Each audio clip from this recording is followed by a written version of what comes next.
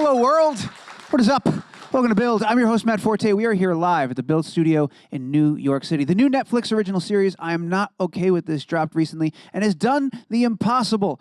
In a world with an abundance of superhero origin stories, this show has given us a unique lens through which to view this journey. My only complaint, by the end of episode 7, I wish there was more. I said it last time, and I will say it again. This show looks great, the music's great, and the cast is just plain wonderful. Joining me now are two of the stars from I Am Not Okay With This. Put your hands together. Make a crazy amount of noise for Sofia Bryant and Richard Ellis. Come on, do it up.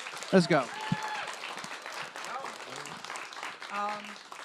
Guys, thanks so much for being here, and congratulations on this wonderfully quirky, weird, sometimes dark, sometimes hilarious show. You're both amazing. The show's amazing. How are you doing? So good. Wonderful. Hi. So good. You guys are doing all right? Yeah. Wild ride, I imagine. Yeah, it's been pretty crazy. Yeah. It's been a lot of fun, though. Yeah, it's been like too much fun sometimes. Yeah, I agree. It's like, what's the catch? I Definitely want to fun. know how we got to too much fun. We'll get there as we talk. I had Wyatt and Sophia too. Sophia, little Sophia. Is that, how did you? Small Sophia, baby Sophia. Baby Sophia. They were here recently. The show had like just come out, and it's still pretty new. But like people are in love with this thing. The critic response has been amazing. The fans watch us. You guys love this show? Do you guys? Yeah. There we go. Thank you. Yay. And I virtually didn't pay any of them to say that. Like honestly, they just sure? think that. Good. What is that feeling like? You worked so hard on this thing. You made this thing. It goes out into the wild, and now here we are. People love it. It's crazy because like it feels like it's been out for so long, but then it's like I put my head on my pillow every night and I'm like, it's only the 4th day, or it's Yeah. only the 5th day. It's so nice. Like It's so surreal. I mean, we were working on it over the summer, so it's just like to know that it was going to come out eventually and just kind of being waiting and waiting and waiting, and now that it's here and seeing how much people have responded to it, it's been just really incredible. yeah. Super rewarding. And What was it like the first? When did you guys first start seeing it finished and seeing like with the effects and everything together? When was like the first time you got to see it? Oh my gosh. I think I saw it way before I was even supposed to, because Jonathan was like, yeah, I'll have it. And I was like, okay. Sorry, that sounded so Australian. He is British, by the way. We were gonna call you out on that. Sorry.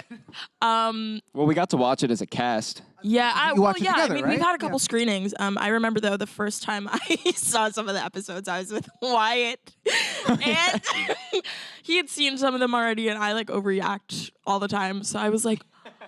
And there's, like, tons of videos of me just, like, being stupid. Jonathan's really good at taking the...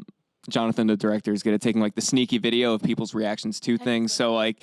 There's videos of us like breaking on set, or there's a lot of videos of Sophia laughing at that's, like, pretty the much too everything. Much fun part. Yeah. Like, I'm sorry. What were you gonna say? Like, no. Like the too much fun part definitely comes into play. We were laughing so much Yeah. on set. It's like Especially when all of us were together, it was very hard to keep. No, a it was straight like face. whenever we were all together. It was so crazy. We'll dig into that in a second, but there was something that you're touching on that I was really intrigued by, and that Wyatt was talking about how he would mess with Jonathan on set and like ask endless amounts of questions. Jonathan, some I have important. a question. He'd be like, Jonathan, I have a question, sir. Jonathan.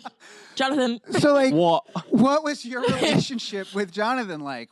Did you guys? He's the best. Yeah. He's the best. We're but so what's lucky. I mean, what's so funny though is that even at our last screening that we had just all together as like a family, Jonathan looked at Wyatt and I, and then he looked at all of us and was like, oh my God, if there's a season 2, like it's gonna be so hard to tell you guys what to do because like now you guys are all Wyatt. Like so yeah, it's definitely escalated. We're all kind of at that like we all picked him. Jonathan ended up like being like the cool uncle for Wyatt. Yes. Wyatt just badgered him. Yeah. It was so funny. Yeah. He's like everybody's cool older brother. Yeah, actually. Jonathan's he's so like awesome. yeah.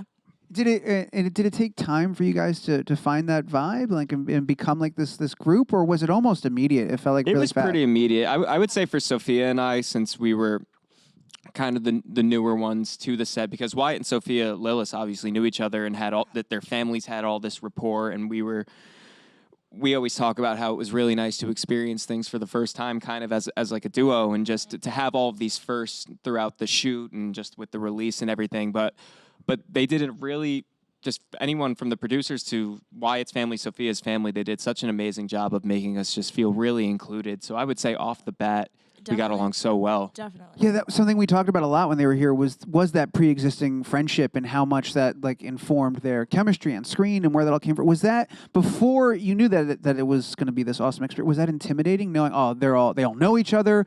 I don't know any of them. Like it's like a first day of school. Like what does that feel like walking in? I mean, definitely. That's actually a great way of describing it. It was kind of like a first day of school where, you kind of walk in and everyone is kind of like, oh, hi, like, I'm Sophia. And then it's like, oh my God, you're Sophia too. That's so crazy. And then after that, it was like, I don't know. It just clicked, like after the first week. Well, there's also that feeling of, because for me personally, having watched it and knowing their work, I watched Sharp Objects as well. I was such a fan of Sophia's and Wyatt's to begin with. And I remember when I found out that they were going to be in it, I was like, oh boy. So there is that feeling of you hear that saying, you don't meet your idols, but it's like you don't know how someone's going to be. You don't know if it's going to be awkward or if you're having this like idea in your head of how it's going to go, but it exceeded our expectations. But they're awesome. They're amazing. And we love them. They're great. I've seen some stuff where the four of you are all together and whatnot, and it just looks like you said, you guys laugh every time that you're together and just have a ton of fun. Let's go back just for a second. Take me to the very beginning. What was the audition process like? How did you get involved? How did you become a part of this awesome family? After you.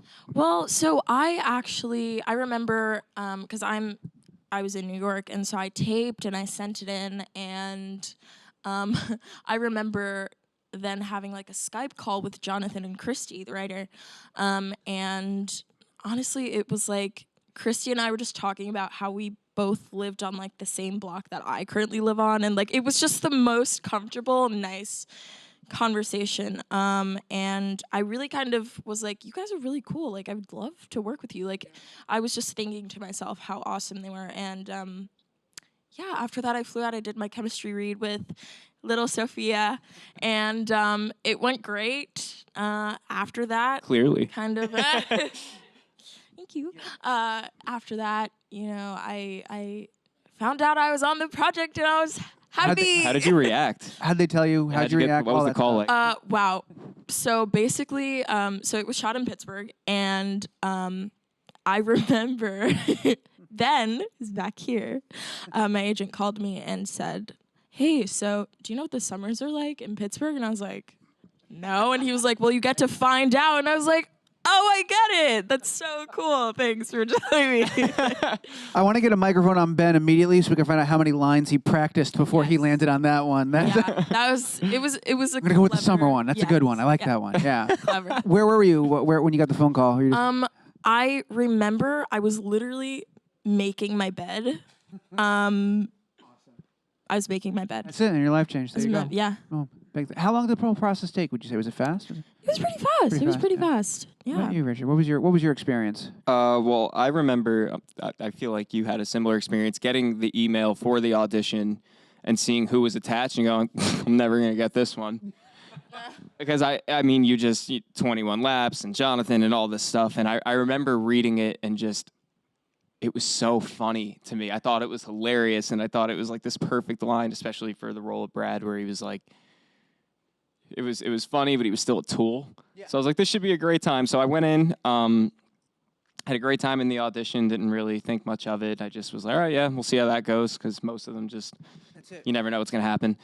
And that was on a Friday. And then on Monday, I found out that I got sent to producers. I was like, cool. And then Thursday, they were like, you're pinned. I was like, okay, cool. And then Friday, I get a call that they're like, hey, you got it.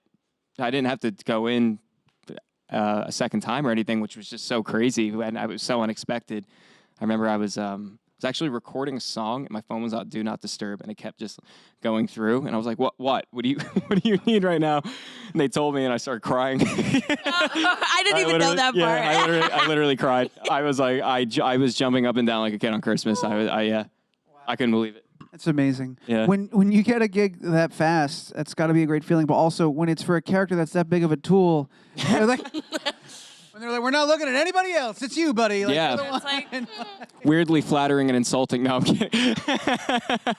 It's just a weird position to be in. It's like, all right, if that's how I am, cool, I guess. But How much did you get to read going into it? Like, how much were you aware of at the start of the project? Like, how far did Not you? much for me. I didn't have a script. Yeah, I don't remember having a script until I think I had a little bit more.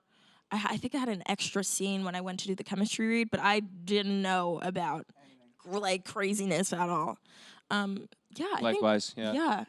How was it all? How was the craziness revealed to you guys? Was there like a big? He has a really good story. Yeah. The craziness. Basically, I had read the graphic novel and I got an idea.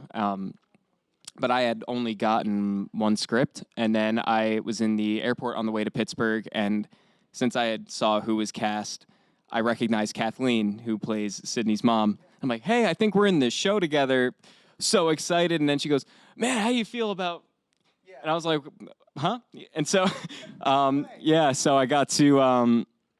She ended up sending me the full set of scripts, and I read them on the plane on the way over. But then we obviously had the table read together, which we were both freaking out for. Yeah, it was really funny. I kept looking at Rich, and I was like, we were just like breathe in each other's face. we just didn't want to get fired. And just be like, okay, you're still breathing? Cool, me too. Because I remember going up to you and being like, I'm not going to lie, I feel like I'm going to vomit. How were you? Like, oh my God, thank God, because so am I. Yeah, and then we like went out and ate like hot wings after. We're always eating hot wings. We were always eating hot wings. Is that the official meal of the show? Hot wings? Well, the thing with Rich and I is we eat everything because we're never ending pits, so it's just like hot wings was always accessible. Ugh, she's not kidding. Yeah, a lot of snacking.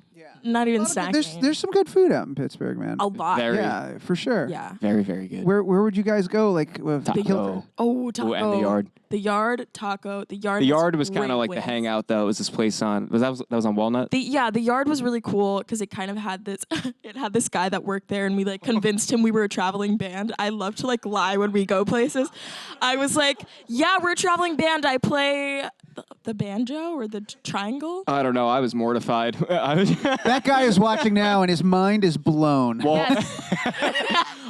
I knew it got bad when he pulled the stool over to the table. He was like, "Oh, I have a guitar back here." Didn't he say that? Yeah. And we're like, "Oh and no, I was this like, conversation went way too far." How to play? What is? I forgot how to play. Yeah, I forgot. What is the most outlandish character or lie you've ever told in a scenario like that while you were out and just like in becoming another person for the evening? Didn't Aiden do that when we were in the Uber? Oh in my gosh, Brownsville? no. That was me again. Oh, that was But you. Aiden was helping me. So Aiden, who plays Sid's younger brother, again, traveling band. We were in Brownsville, and the Ubers in Brownsville take like 8 years to get to you. Literally So we were 45 like, minutes. Yeah. So then it was this old guy, and he was so wholesome, but he was like, "Get in the car," and we were like, "Oh my God, okay." So Because the car was also a different color than it was on the app. I was like, we might die before we shoot a and we kept single like episode. asking him questions, and he just wouldn't answer and would be like, it was like really freaky. The leather gloves. So we had a lot of time to like plan this out, and I was like, Aiden, why don't we like lie that we're a traveling band? And he was like, yeah, I'll say I play violin. And I was like, sick, dude. So we did that. Aiden's funny too. He was so into it. Hilarious. Yeah. And that kid then- has confidence. Yes. Let me tell you. Yes. Does that in turn make you more or less confident when you're around? Oh, totally emasculated. Yeah, it takes the wind right out of your sails, doesn't it? Dude, he's obsessed with Justin Timberlake. Like, I'm convinced that he's Go like on. a reincarnation, but like he hasn't even like That really aged know. us when he's like, I really love old music, like Sexy Back. sexy back. I was like, I was at a school dance for that one, so. yeah. Amazing. Yeah. Talking about feeling old, as I was watching this, everyone talking about like the John Hughes influence and all the different vibes that, have been incorporated into this show. Did you guys do anything in terms of like, did you watch some older stuff to like get that vibe going into it? Did you prepare in any way to be a part and inhabit this world in a realistic way? I mean, I've watched John Hughes for like all of my life. I love him. But I was told to watch, oh my gosh, what is it called? My So-Called Life, which I also have watched backwards and forwards, because Dina's character is a lot like her best friend in that show. So that's kind of what I had in the back of my mind going into it. But I mean, definitely, you can even see the Breakfast Club whole montage we have. I think what was so well done about it was that the show didn't really shy away from the things that it was like paying homage to. So yeah, I think we were just really going for this timeless feel of it, and like technology wasn't a major aspect of the show, and it really centered on the relationships, which is why I think those movies worked so well, because you just genuinely cared about the characters. Yeah, it's one of the wild things is that it's set in a contemporary time, but like technology is not really that big of a role. And in fact, when technology shows up, it's older technology and stuff, but somehow still being used present day. Totally works. Totally feels fine. Yeah, I think there's a text like two times in the show, maybe. Yeah. Another big thing that goes to the vibe and plays into it is the music in the show. And I'm curious if you guys were exposed to anything that maybe you didn't listen to before, or if just Blood you Witch. were. I listened to every single thing ever. I'm like in love with the music from the show. Yeah, that's all. I mean, I just knew we were in good hands after watching The End of the Effing World, and just and it's just I just remember thinking like if it's anywhere in the realm of how this show is, I think we're going to be in good hands. And it's just, it was really nice to watch it, like when we watched it as a cast for the first time, not knowing how it was going to be edited together, or what songs were going to be used. Like I didn't know that Jesse's Girl was going to be in it, or even using a J. Cole song in the first episode. I thought was so cool, and just the way they combined all these different genres to fit exactly what they were telling in the story. You mentioned Blood Witch, not a real band, but very much real in this world. Did you guys, was there like a cast only like record or EP or like something of that? Did you guys have access to that music at all? Like, we actually kind of got to hear it and stuff right as it was coming out. So it was actually kind of a nice surprise, because we'd already shot, and so you experience it as an audience member almost. Where that's what was so cool. Like, so like Fly from that album, Get Out. It's so good. Yeah, it's like fantastic. So good. very, very awesome.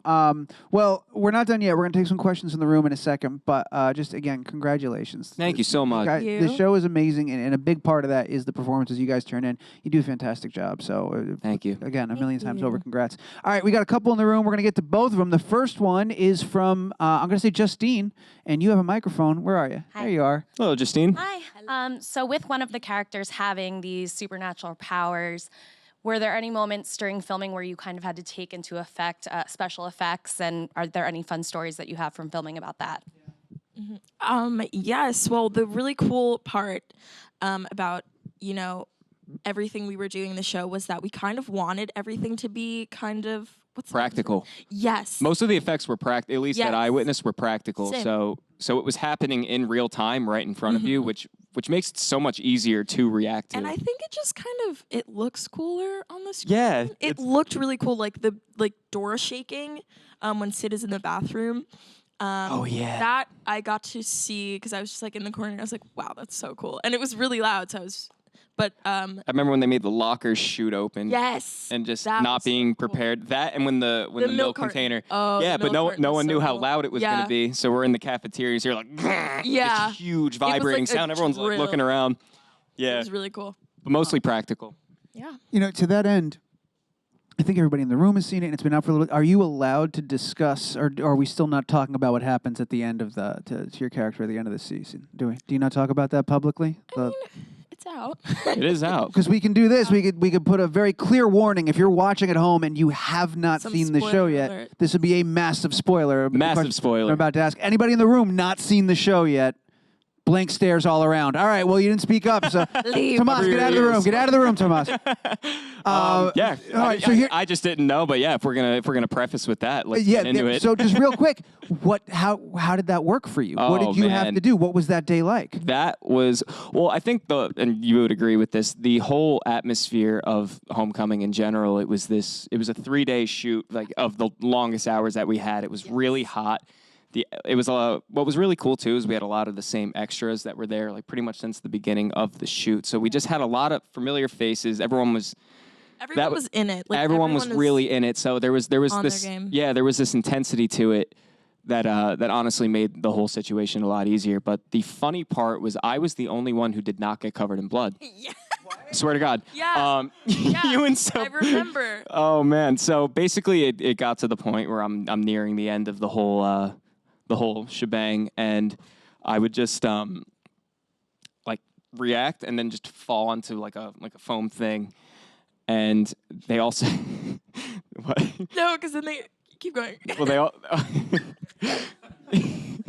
there was also this this dummy, this headless dummy, and it was real. I don't know if any of you will ever experience this at any point, but it's really weird to see a replica of your body with no head in the same outfit that you're wearing.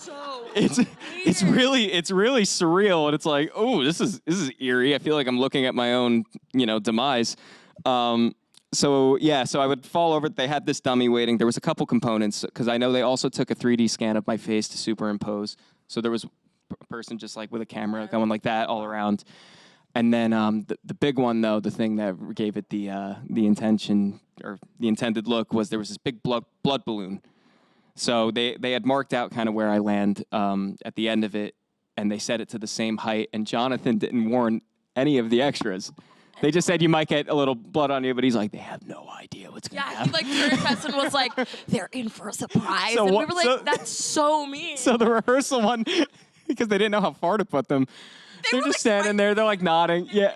Oh my God. And you hear a 3, 2, 1, and this thing, you saw it just explodes, and they're shocked. There's videos. We have videos of us on the bleachers. And we're cracking up. Like, no, I was like, you were dying. And Zach. Yeah. Oh yeah. Zach and I were like rolling, laughing towards. But it was funny. But they had like different groups of people that basically they were cycling in and out and nailed this. But I felt bad for you. You were covered in it the whole time. I was covered in fake blood, which feels like barbecue sauce for like hours, and for those. But I'm not even complaining. It was like cool, and also small Sophia like has so many scenes with blood in the show that I'm like. Speaking Gross of question. hot wings, though. Go on, yeah. Sorry, real quick. There is a picture of. I'm Sophia, just like eating. I'm just like eating hot wings, and I'm covered in blood. Like, and she's holding we had this like 5-minute break, and and Chandler comes over to me and is like, "There's hot wings," and I was like, "No, there's not." Yeah. And I was like, "Okay, I'll be right back." And they had different flavors, so I had a whole that was thing, funny. and I was like in my blood dress, like eating hot wings. I was gonna say gross question, but I got to imagine everyone's thinking it. What did the blood taste like? It's weird because we used like different kinds. There were some that could go in your mouth, some that couldn't, that still ended up in your mouth. Those ones tasted like acetone. Like if you've ever like taken off nail polish and just breathed that in, it's kind of like acetone. Because it's really just like alcohol and water and coloring. I could actually attest to this. Remember the diner for me? Oh, yeah. Yeah. So you were like swallowing that. Oh, yeah. When I get the nosebleed, they would literally, I was just getting fake blood put up my nose. It was like this, and it was like in a little syringe like that. And we did it enough times where I'm like, I am swallowing like mouthfuls of this stuff. And that was brutal. I think I was blowing it out for like 2 days after. That was rough. All right, we've got, God bless you. We got one more question. Sorry. That is insane. Thank you for doing that for our entertainment. We've got one more, and it's from Sarah. Sarah, you should have a microphone. There you are. Hello. Hi, Sarah. Hi. Hello. I'm wondering, did you two go to high school? And if you did you face any challenges? And is it similar to anything that your characters go through in this show? Great question. After you. I did go to high school. I finished my last 2 years online. But when I was in physical high school, I feel like on a smaller scale, everyone kind of can experience the things that happen in the show on a day-to-day. I also have a friend that's just like Dina, so I kind of still experience that on my day-to-day, which is really cool. I love her. But yeah, I mean, that was our goal for the show too, was just to keep it really real and authentic and actually represent kids that are, and just people in general, because this is a story told through teenagers, but could really be about anyone, just to really represent everyone authentically.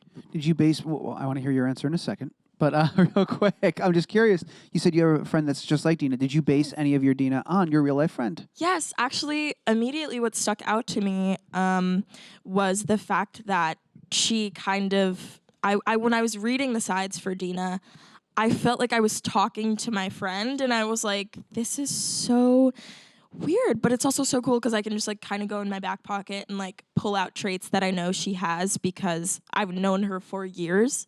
So yeah, definitely. Sorry to cut you off. You were about to say. You're good. That was a great follow-up question. Oh, well, thank you very much. I You're appreciate very it. welcome. Yes. Yeah, I went to a high school kind of similar to the show. I'm from a small town in Connecticut, so kind of that Northeast, more like blue collar feeling. So I drew from a lot of personal experience. I knew a lot of Brads. So when looking at the character, it was this hodgepodge of like all of these awful people that I've ever met just combined into like one thing. But yeah, to go off of what Sophia said, there is usually a lot more going on than what shows on the surface. And for me, I didn't really know who I was in high school, and I straddled all of these different social circles, and I just didn't know who my real friends were and what I was trying to be, and if I was just putting something on, trying to fit into a different group. So I think that's what the show did do a good job of just showing you to be true to exactly who you are, and you'll just be a lot happier. Great questions. Thank you so much, guys. We're going to wrap things up. But first and foremost, remind everybody, if you haven't watched the show yet, one, sorry for that spoiler, but I warned you. Two, go watch it right now. It's still an amazing show, even with the spoiler, I promise. It's on Netflix right now, and it's absolutely fantastic. I can't think of something better for you to do with your time than watch this show. If you have watched it, watch it again. I want a season 2. I want to thank everyone for being here and hanging out. You guys were great. Thanks to those who tuned in and watched from home. And absolutely thank you to you two for being here and making time to hang out with us. Thank you, everybody, for coming. Yes. Everybody Really make a crazy appreciate it. amount of noise. Sophia Bryant and Richard Ellis right here. Do it up.